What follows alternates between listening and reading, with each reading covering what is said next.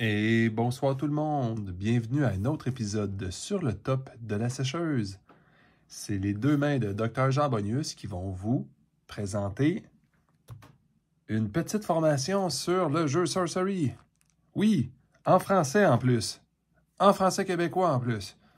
Donc, celles et ceux encore intéressés, restez en ligne.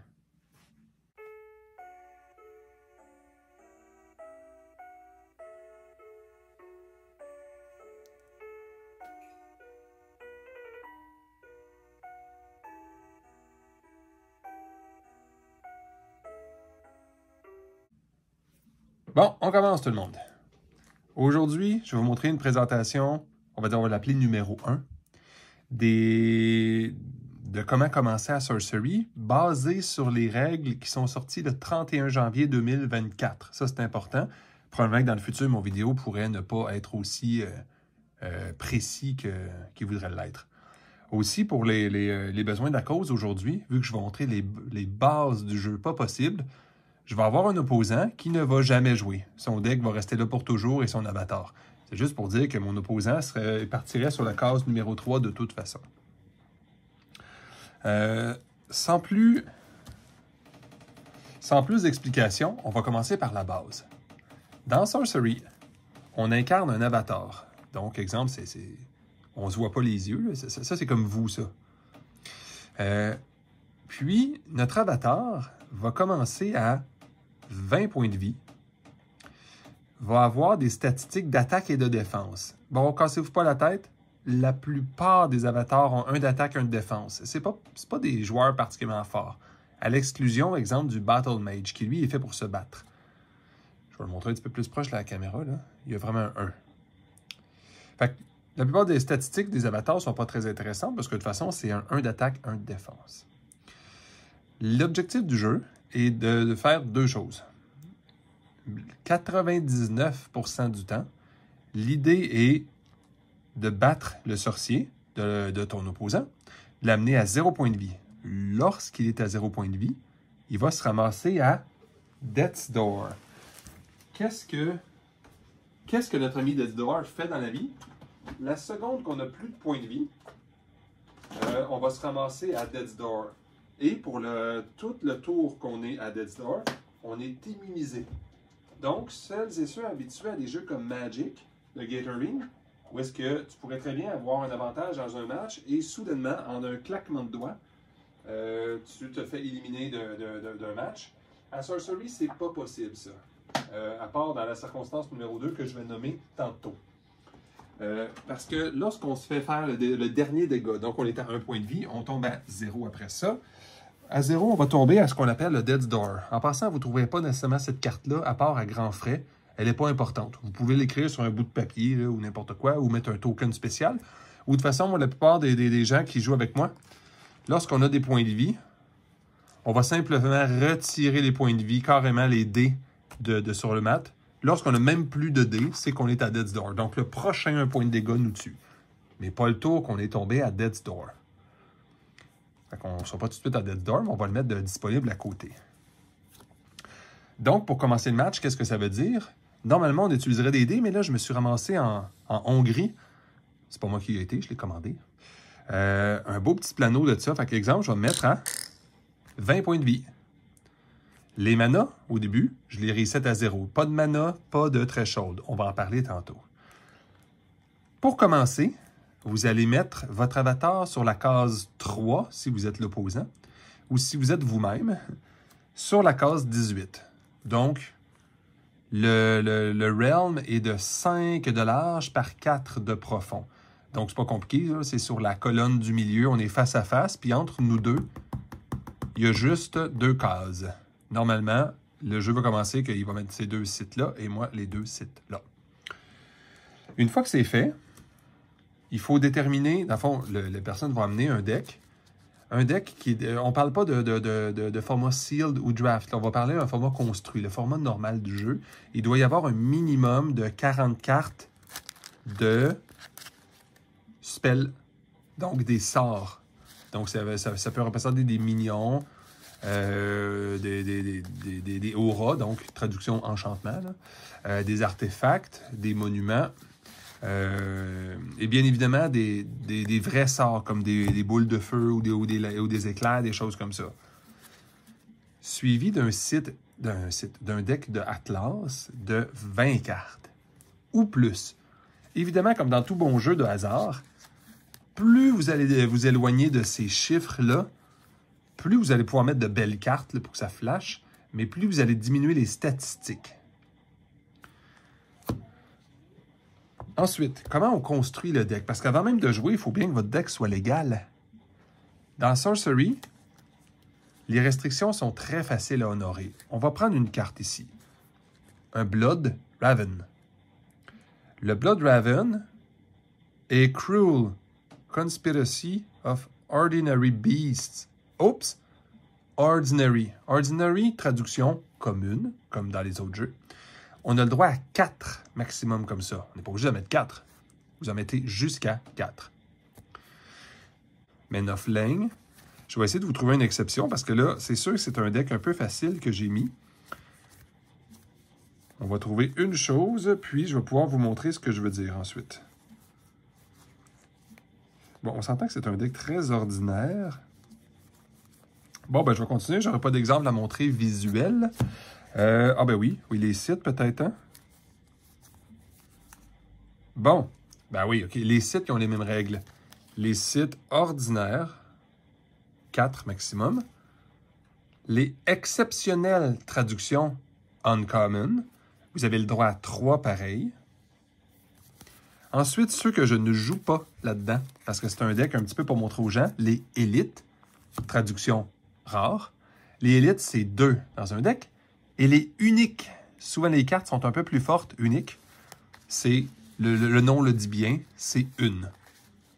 Il n'y a pas d'histoire de légendaire ou quelque chose comme ça.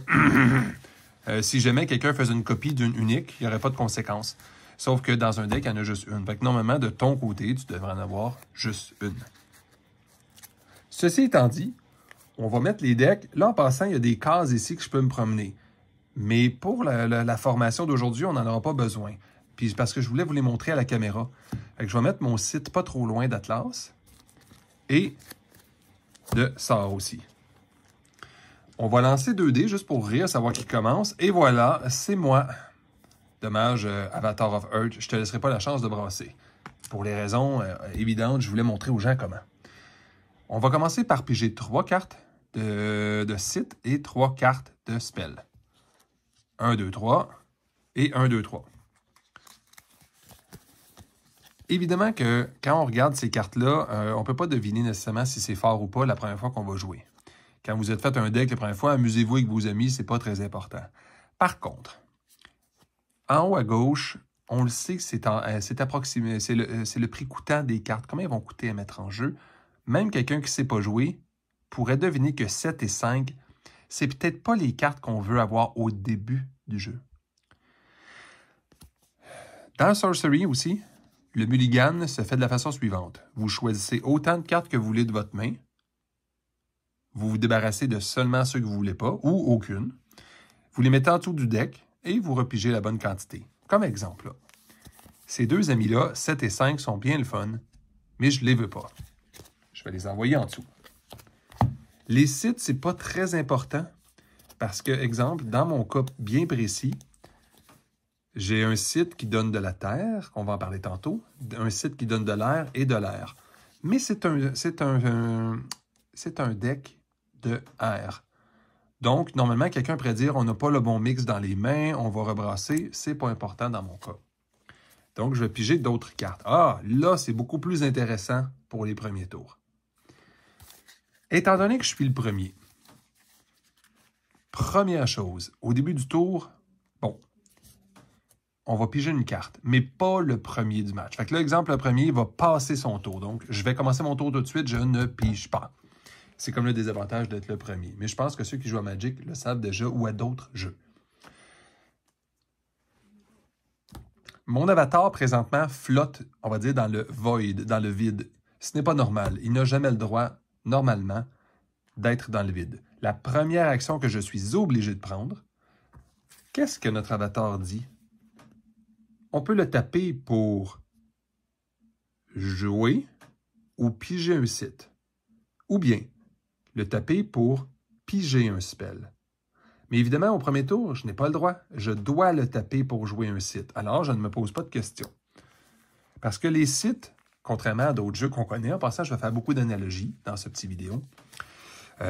Contrairement au exemple au Land de Magic ou à beaucoup d'autres jeux qu'on fait juste les lancer en jeu sans regarder avec une limite de 1 par tour, il n'y a pas de limite de 1 par tour à Sorcery. Sauf que on ne peut pas les jouer. Ça prend quelqu'un, à date, qui a pas mal juste les avatars ou quelques rares personnages qui nous permettent d'en mettre. Donc, je vais mettre une Lone Tower parce que je me suis tapé. Avant de la mettre en dessous de lui, je vais juste vous lire qu'est-ce qu'elle fait. Genesis. Genesis, c'est lorsqu'elle rentre en jeu, elle le fait et elle ne le refait plus. Si c'est votre seul Lone Tower que vous contrôlez, gagnez un mana. Mais qu'est-ce que c'est ça, un mana? Par définition, à moins qu'il soit écrit sur la carte, tous les sites donnent un mana. Lui, par exemple, ils vont le spécifier. Quand il rentre en jeu, il en donne un autre de plus, pourvu qu'il n'y ait pas 2 tours pareils en jeu. Parfait. Ensuite, vas-tu juste me donner du mana ce tour-ci? Non. Regardez le petit symbole ici. Le symbole de mana, on appelle ça en anglais du threshold. En français, ça va être le seuil. Il donne un seuil d'air de 1. Donc, le symbole, c'est le petit triangle par en haut avec une ligne. Lui ici.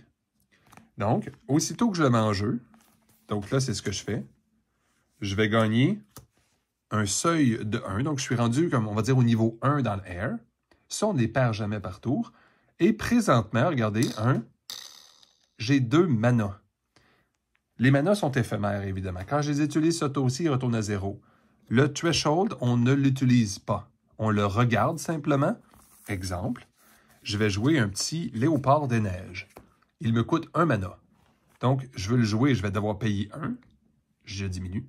Le triangle par en haut, le seuil de R, je fais juste regarder. Est-ce que je l'ai? Il en demande un. Je l'ai, je ne me pose pas de questions. Je ne touche pas à ce dé. Oups! Mais où est-ce que je vais le mettre?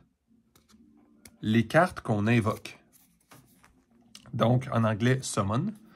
On les met toujours sur nos sites, à nous. À part des exceptions qui diraient que la créature pourrait apparaître dans le vide. Ce n'est absolument pas le cas de ce monsieur. Donc, ce chat, on va le mettre présentement avec notre avatar, parce que c'est le seul site qu'on contrôle. Là, j'ai été chanceux d'avoir joué la tour. Vous vous souvenez, j'avais du mana. Je vais mettre une Blood Raven. 1 mana, donc je tombe à 0 mana. Un seuil de 1, je respecte mon seuil de 1. Je le mets ici. Et voilà. Évidemment, est-ce que j'aurais pu faire un ou l'autre? Bien sûr, dans Sorcery, à part piger qui se fait au début du tour, et les choses comme fin du tour, début du tour, ça c'est différent, on fait les choses dans l'ordre qu'on veut. On tape notre avatar au début, si on veut. On met un site. À part au premier tour, on est obligé. Ça, c'est obligatoire. Mais les autres tours d'après, je ne suis pas obligé de le taper tout de suite. Je peux faire mes autres choses. Je peux mettre mes petits bonhommes. Ils peuvent se promener. J'ai le droit de faire à peu près ça dans l'ordre que je veux. Si je pouvais attaquer, je peux attaquer au début, à la fin. Ou je peux attaquer, faire quelque chose, attaquer avec un autre, faire quelque chose, attaquer avec un autre. Donc, l'ordre n'est pas important. Il est très important si vous voulez gagner. Mais pour les règles, il n'est pas important. Maintenant, qu'est-ce qui se passe? Je n'ai plus de mana. J'ai du seuil, mais très peu de cartes vont coûter 0 mana puis juste du seuil. Donc, normalement, pour ne pas étirer la partie à l'infini, je devrais dire « passe ». Je donne l'occasion à mon opposant de faire quelque chose. Bon, ça a l'air qu'il dort au gaz, il se met un site en dessous, il fait rien d'autre. Lui, ça étend que ça soit nous qui joue. Au début de mon tour, je vais untapper toutes les choses. Vous remarquerez que je n'ai pas untapé la Lone Tower. Les manas sont générés point final au début. Donc, au début, exemple, le seuil, je ne le touche pas, je suis toujours à 1. Petit quiz. Je mets mon mana à 1 ou 2. Je vous laisse 5 secondes.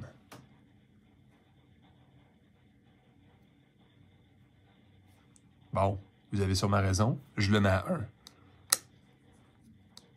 Parce que, évidemment, ma carte Lone Tower disait Genesis. Seulement lorsque je l'ai mis en jeu, il donne. Maintenant, par exemple, c'est mon tour. Mais là, je ne suis plus le premier, là. J'ai le droit de piger dans l'Atlas pour un site ou un spell. Étant donné que je ne peux jouer qu'un seul site par tour, je n'ai pas d'intérêt présentement, moi, à piger un autre site.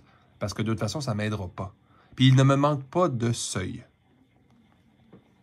Alors, ce que je vais faire, je vais piger un sort. Maintenant, je pourrais décider de déployer, de déployer mes créatures. Je pourrais décider aussi de bouger, mais là, présentement, des créatures ordinaires, ça se promène seulement sur des sites, pas dans le vide. Donc, mes deux bonhommes sont pas mal coincés. Donc, mon avatar, heureusement, est là à la rescousse. On se souviendra de son habilité. Tape pour jouer un site ou piger un site. Donc, je vais le taper. Pour jouer un autre site, un site de terre maintenant, on remarque aussi le seuil, c'est le triangle de l'autre côté. Genesis, chaque avatar nearby A, on va en revenir tantôt, se guérissent de 3. Je le dépose ici. Je vais immédiatement ajuster. Mais docteur, pourquoi tu ajustes tout de suite? C'est au début du tour? Non. Les manas sont générés au début du tour et lorsqu'on met en jeu un site ou un artefact qui donne du mana. Quand est-ce qu'un site ne donnerait pas son mana? Exemple, mon opposant, pour une raison X, décide de voler mon site. C'est possible en passant. Le voler ne donne... il était déjà en jeu, il ne lui donne pas le mana ce tour-ci. Le prochain tour, il va lui donner. Alors, je vais le reprendre de mon côté parce qu'il ne m'a absolument pas volé mon site. Je vais le déposer ici. L'habilité du site disait aussi Genesis Heal Nearby. Qu'est-ce que c'est que Nearby à Sorcery? Bon, on va commencer par un terme plus simple, le terme adjacent. Adjacent, c'est une croix. Adjacent, c'est comme ça. Donc, la case exacte du adjacent, en avant, à gauche, à droite, par en bas. Nearby, c'est tout autour. En haut à gauche, en haut à droite, en bas à droite, en bas à gauche, et la case. Donc, le Nearby affecte 9 cases.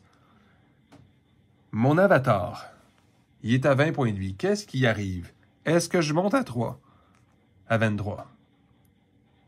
Celles et ceux qui ont déjà un petit peu joué, je vous laisse un 3 secondes cette fois-ci pour répondre.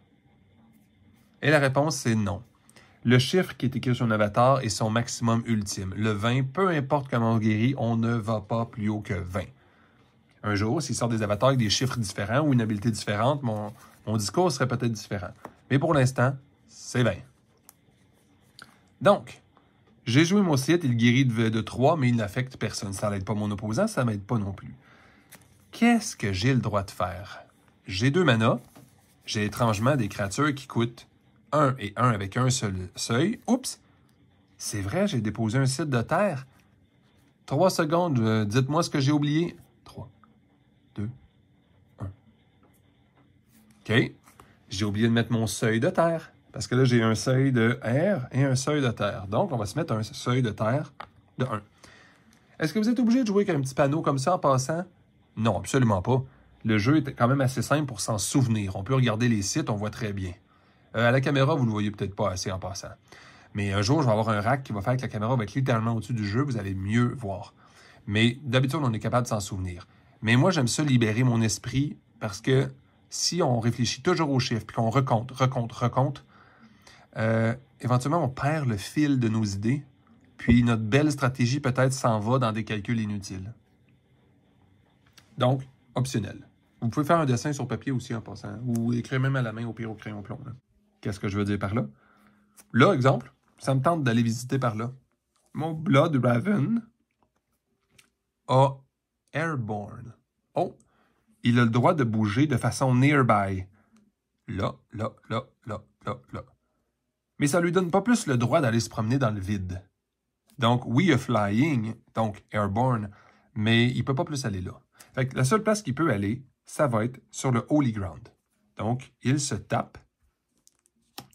C'est un peu mélangeant bouger, parce qu'il faut quand même expliquer le bon terme. Les créatures, il n'est pas obligé d'être écrit dessus, ils ont toujours des basic abilities. Leur première basic ability, c'est bouge et attaque. Comme là, je viens de faire une action de bouge et attaque. Mais c'est l'action qui s'appelle comme ça. Je n'ai pas déclaré d'attaque ici, par exemple. Là. Bouge et attaque. C'est dans le fond, j'ai bougé. Mais pourquoi je dis ça? Un petit peu plus loin, peut-être même dans une autre vidéo, on montrerait qu'est-ce qui arriverait si j'arrive sur un site d'un opposant. Mon Snow Léopard aussi, c'est rare qu'au début, ça sert à quelque chose de rester en arrière puis de protéger le mage. Parce que oui, éventuellement, je voudrais le protéger. Mais là, j'ai pas beaucoup de menaces vers moi. Et voilà, il s'en va là aussi. Ah, tiens, je fais pas ça. Juste pour vous montrer des actions, je vais summon un autre Snow Léopard. Ici aussi. Donc, ça fait descendre mon mana à combien? À 1. Et j'ai un autre oiseau. Ben, ça a l'air que j'ai pogné beaucoup d'oiseaux. Hein? Ils sont détapés, parce que je viens juste d'émettre. Lui a bougé. Lui va venir rejoindre ses amis ici. Une stratégie commune à Sorcery est normalement de ne pas trop accumuler un tas sur un site. Mais pour les besoins de la cause, je vais le faire. Pourquoi je dis ça? Il y a quand même des cartes qui font des sorts à zone. C'est sûr, si je les empile là, je pourrais me ramasser dans un 4 pour 1. Mais c'est pas grave. Aussi, je montre mon agression envers l'autre. Je me ramasse avec 0 mana. J'ai maintenant mes deux seuils. Ça, c'est intéressant. Puis, j'ai pas grand-chose d'autre à faire. Il me reste un site dans les mains. Tout le monde est tapé. Ah oui! Les monstres ont évidemment, comme à Magic, Summoning Sickness. Donc, ils ne peuvent pas, lorsqu'ils sont summonés seulement, ils ne peuvent pas commencer à attaquer tout de suite. L'exception à la règle, il y a des monstres qui vont avoir l'habilité charge. L'équivalent de haste à Magic. Okay? Maintenant, je vais dire à mon opposant passe. Pour les besoins de la cause, mon opposant a joué des sites, sans me le dire. Bon, il les a joués, là, on s'entend, il n'a pas triché. Là.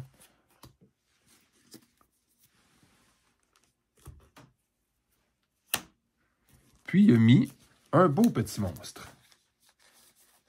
Une unicorne.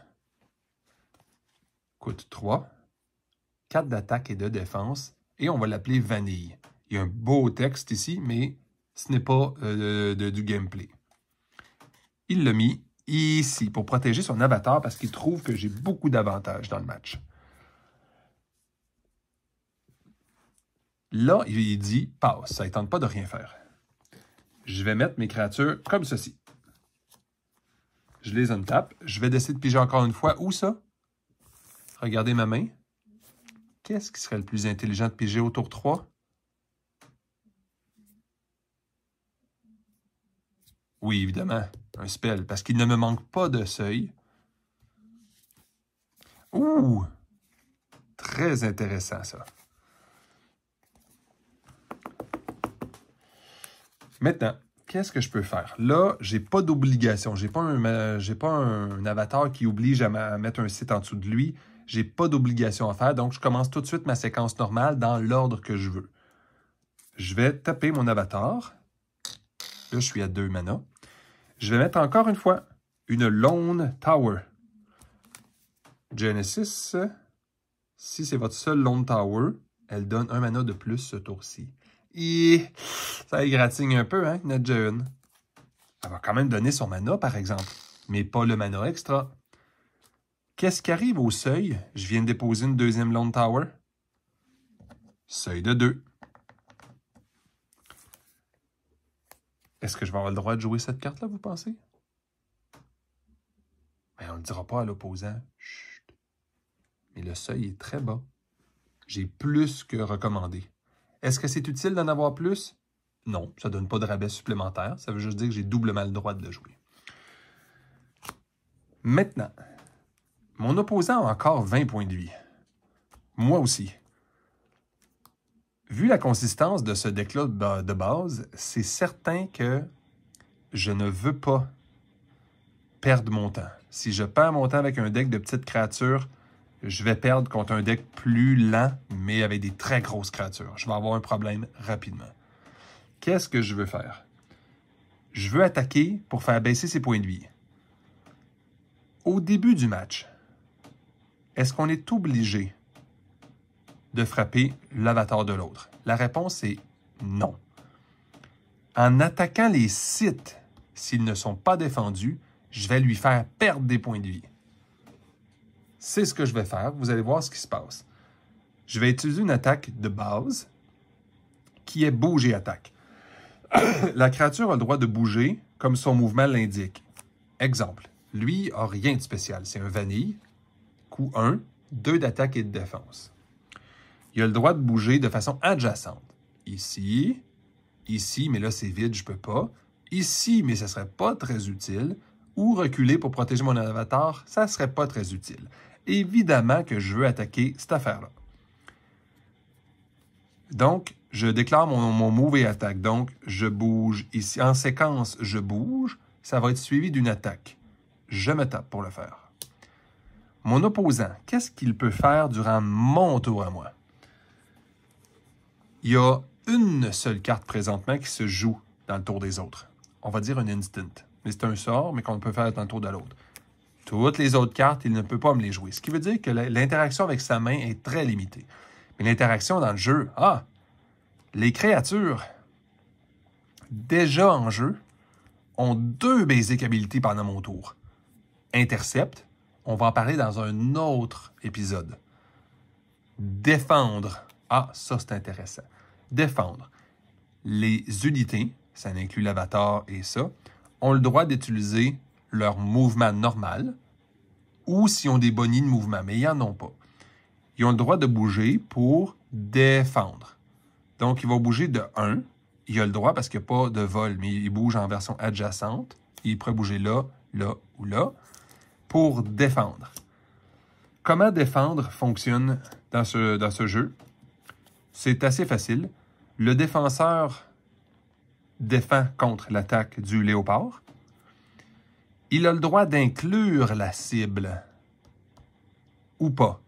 Mais inclure un site, c'est rarement intéressant parce que je pourrais décider de faire le dégât sur le cheval ou sur le site. Mais si c'est une créature, ça pourrait peut-être être intéressant parce qu'on pourrait combiner la force des 2 cartes. Donc, il intercepte, il n'inclut pas le site. Après ça, ça va très vite. Personne ne donne de bonnier à mes monstres, donc j'ai 2 d'attaque et 2 de défense. Et lui a 4 d'attaque et 2 de défense. Le calcul se fait assez bien. Je meurs. Je me ramasse au cimetière. L'unicorne a encore 4 d'attaque en passant. Par contre, il ne lui reste que 2 de défense pour ce tour-ci. À la fin du tour, il va revenir. Là, j'ai plusieurs choix. Je voudrais attaquer encore le site, mais là, l'unicorne, elle est extrêmement forte. J'aimerais ça m'en débarrasser. Est-ce que vous pensez que je peux? On va essayer de s'en débarrasser. Parce que oui, faire du dégât sur un avatar, ça fonctionne, mais ça au début, ça ne lui nuit pas tant que ça. Donc, je vais attaquer avec mon Blood Raven, l'unicorne. Avant de faire le mouvement, évidemment, je vais devoir vérifier si c'est légal. Je fais une attaque de base, bouge et attaque. La cible n'a pas Airborne et moi j'ai Airborne. Si c'était l'inverse, le cheval ne pourrait pas attaquer un corbeau parce que le corbeau vole. Donc, ils peuvent se frapper lorsque lui attaque. Mais si le cheval veut attaquer, il ne peut pas. Vous venez de comprendre un avantage un peu des créatures airborne. Mais là, de toute façon, ce que je fais, je vais attaquer le cheval. Le Avatar of Earth pourrait défendre. Mais pour l'instant, ce n'est pas important parce que le Blood Raven ne tue pas le cheval et le cheval tue le Blood. ben, il est mort. Mon deuxième Blood Raven va attaquer le cheval. Là, le Avatar of Earth, voyant le problème que ça va générer, va venir aider. Il va défendre avec son petit 1 de power. Réellement, là, il y a une règle sur l'Avatar of Earth, mais c'est pas important, OK? Il est écrit qu'il a plus 1 de power pour chacun des sites de terre nearby. Normalement, il y aurait 3 de power. Mais c'est pas important, ça, pour l'instant, dans mon exemple. Donc, moi, je fais 1 de dégâts et lui, il me fait 3 de dégâts. Donc, évidemment, moi, je meurs, mais j'ai frappé l'Avatar of Earth. C'est-à-dire qu'il tomberait à 1 de dégâts. Il tombe à 19. Il me reste mon Snow Léopard. Là, j'ai plusieurs choix qui s'offrent à moi. Je pourrais attaquer le Avatar of Earth, ce qui serait un peu étrange, parce qu'il me ferait 1 de dégâts sans me détruire, mais on essaie d'éviter au début de frapper l'Avatar directement pour éviter le petit 1 de dégâts ou le 3 de dégâts en retour. Je pourrais attaquer le site pour faire perdre 2 de dégâts au Avatar of Earth sans riposte, parce que ses minions et ses unités sont tapés. Il ne peut plus utiliser. Je pourrais aussi attaquer, par exemple, l'unicorne qui lui reste 1 point de vie. Je vais perdre mon léopard des neiges, mais j'ai peur que l'auto d'après, il reprenne l'initiative dans tout le match à cause de ça. Donc, je vais détruire mon dernier monstre pour attaquer. Je lui fais 2, il lui en restait juste 1 point de vie, il meurt. Il me frappe immédiatement pour 4. Moi aussi, je meurs. Ceux qui ont déjà joué à Magic pourraient très bien se rendre compte que ce que je viens de faire n'était pas très, très avantageux au niveau des cartes. Mais c'est pas très important. On n'est pas dans un match en finale à Las Vegas pour $1 million. Donc, il me reste 3 mana aussi. Je vais les utiliser les 3 pour mettre un Plume Pegasus. C'était ma surprise. C'est ça l'avantage des fois dans Sorcery. On attaque, l'autre ne peut pas prendre une décision basée sur ce qu'on a dans les mains.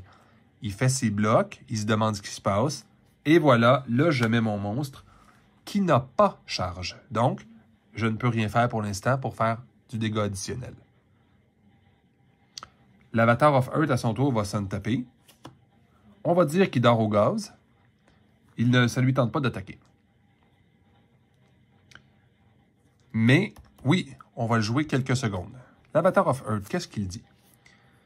Vous avez plus 1 de power pour chaque nearby Earth site.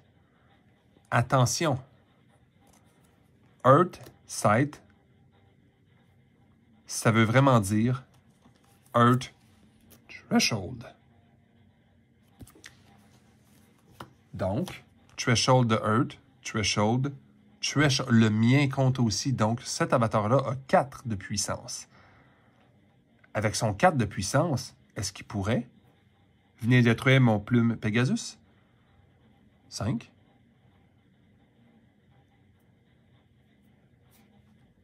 OK. Ceux et celles qui ont deviné la réponse est non. Pourquoi? Aussi cool soit-il, aussi intéressante et belle cette carte, il n'y a quand même pas Airborne. Donc, il ne peut pas faire ça. Qu'est-ce qu'il pourrait faire, par exemple? Il pourrait venir ici en m'attaquant, en déclarant un Move and Attack, bouge et attaque, attaquer mon site pour me faire peur et me forcer, exemple, à défendre. Mais là, je ne tomberai pas dans le panneau. Je vais le laisser me frapper de combien? Est-ce que c'est un site de terre, ça? Non. Donc, il y a 1 de power, plus 1, plus 1. Celui-là ne lui donne plus de force. Une des faiblesses de l'Avatar of Earth, c'est lorsqu'il avance, généralement, il va devenir moins fort. Donc, il me ferait 3 de dégâts. Ben tiens donc, on va tomber à 10 quêtes. À mon tour, on va voir la force de ce sorcier en passant. Dans un autre deck, là, c'est là qu'au tour numéro 4, on aura une grande décision à prendre. Est-ce que je pige un Atlas ou ça? Je connais mon deck. Beaucoup de cartes ne coûtent pas cher. Il y a des cartes qui coûtent cher quand même. Mais la majorité ne coûte rien. Je vais piger ici. Ah, j'ai bien fait. Je vais aussi utiliser l'habilité du sorcier qui dit taper Draw a Spell. Faites attention, c'est le seul qui fait ça. Les autres ont des habiletés spéciales. Ils peuvent piger des sites, mais ils ne pigent pas de spell. Donc, je vais piger un deuxième spell dans ce tour. Oh, ça, c'est fort. Donc, je vais limiter mon... Je pensais mettre ces petits bonhommes-là méchants, mais je vais mettre un apprenti sorcier. Une coûte 3, seuil de 1. J'ai respecté. Et j'ai mes 3 manas. Genesis, Draw a Spell. Donc, on va l'essayer. Je le paye. Je vais le déployer ici. Ça me fait piger un spell. Un spell, en passant, ce n'est pas pige une carte. Pige une carte, on aurait le choix entre les deux. Il spécifie que c'est un spell. Dead of Tide, Demon. Un keyword qu'on verra dans un deuxième vidéo. Les habiletés un peu plus avancées. Je peux faire les choses dans l'ordre que je veux. Lui étant déjà tapé, il n'est plus question que j'utilise. Lui vient de rentrer en jeu Summoning Sickness. Lui, évidemment, je vais essayer de faire une course contre l'Avatar of Earth pour faire plus de dégâts, sachant qu'il est immunisé. Moi, je peux faire le dégât comme je veux. Je peux intercepter son Avatar of Earth, mais lui ne peut pas attaquer mon oiseau. Il peut quand même défendre. Je vais l'attaquer. Il va tomber maintenant à 19 moins 3, 16. Puis, je n'ai plus de mana, évidemment.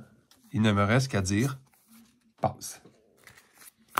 Autour de l'Avatar of Earth, ça va être pas mal terminé. On va arrêter le match là bientôt. Mais là, il va pouvoir tenter de frapper le Holy Ground pour 1, 2, 3. Mon sorcier, par contre, peut jouer. On n'avait pas dit qu'il y avait Summoning Sickness? Les actions dans le tour de l'autre, le défend et intercepte. Intercepte, je ne vais volontairement pas expliquer. Je vous l'expliquerai la prochaine fois.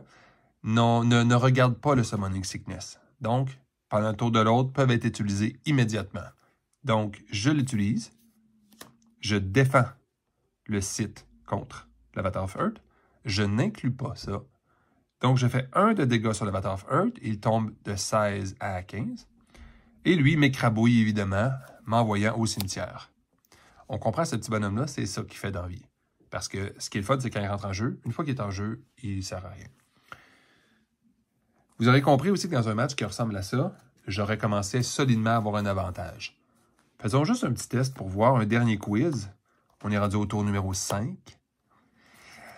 Où est-ce que je pige?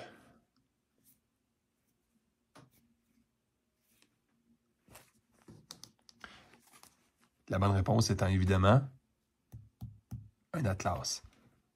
2 manas, 2 manas. Donc, j'ai besoin de 4 si je veux sortir ces 2 monstres-là en même temps.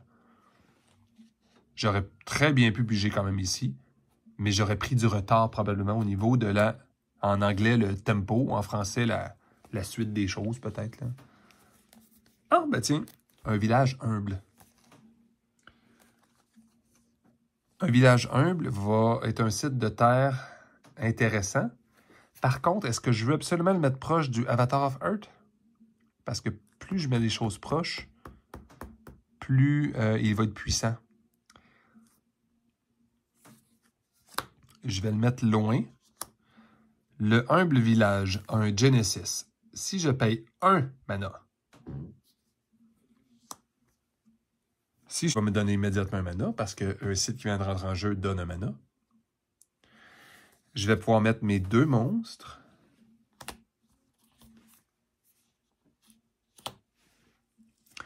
Et attaquer encore une fois son site, ici, pour le faire tomber de 15 à 12. Donc, pour l'instant, ça va être tout. On n'exagérera pas. La seule chose que je tiens à spécifier, pourquoi j'ai fait une grosse emphase tantôt sur les sites de terre, de air, les thresholds, et ne pas mélanger. La terre, c'est très facile à mélanger. Il existe 2 autres sortes de thresholds, le feu et l'eau. Le feu n'est pas si important que ça quand on y pense, comparé aux 2 autres, parce qu'il est dans la même catégorie. on va dire les sites terrestres, à ne pas mélanger avec les sites de terre. C'est-à-dire, c'est des sites qui ne sont pas d'eau. Un site qui est de l'eau, c'est considéré un waterside, justement. Puis dans une éventualité où un site mélange deux choses, exemple, eau et feu, c'est toujours l'eau qui gagne. Car le site a le droit de donner d'eau très chaude, mais sera toujours considéré un site d'eau pour des questions de bateaux qui se promènent sur l'eau, pour des questions de ceux qui nagent en dessous de l'eau ou ceux qui vont en dessous de la terre. Mais évidemment, tout ça, c'est un concept intermédiaire. On n'en parle pas aujourd'hui. J'espère que ce genre de choses-là vous a éclairé un peu sur le jeu. Si vous avez des questions, écrivez-les. Écrivez-moi en direct à l'adresse habituelle, drjeanbonius@ecloud.com. Puis sinon, si vous voulez juste faire un petit message, ceux qui ont le goût de faire un petit tournoi, faire des parties, tenez-nous au courant, ça va être intéressant. Donc, je vais souhaiter à tout le monde une super belle soirée, une belle journée ou une bonne nuit. Faites attention à vous, puis au revoir.